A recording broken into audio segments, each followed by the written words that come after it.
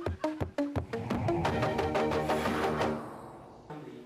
recent years, more indigenous people have moved into urban areas, either seeking job opportunities or looking for better education for their children. In its latest research on domicile records and social changes, Academia Sinica found that more than indigenous people have made household registration in urban areas than in their home communities.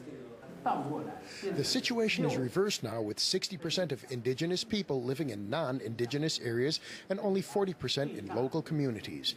Most of the urban indigenous people are living in Taoyuan County and Taipei County. If you look at it on a township level, these areas have a high concentration of indigenous people.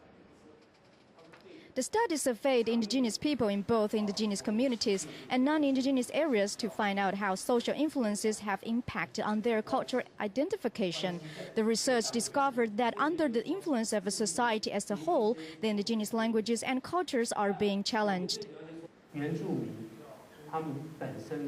There are more intermarriages between indigenous people and non-indigenous, especially compared with the previous generation.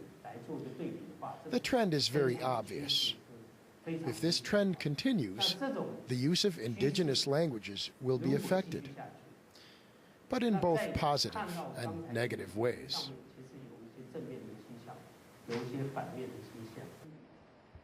Taiwanese indigenous people are beginning to have greater awareness of their own cultural identity under the influence of a domestic political development and international indigenous movement.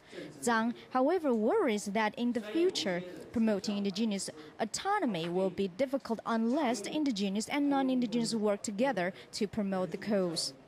TITV Weekly.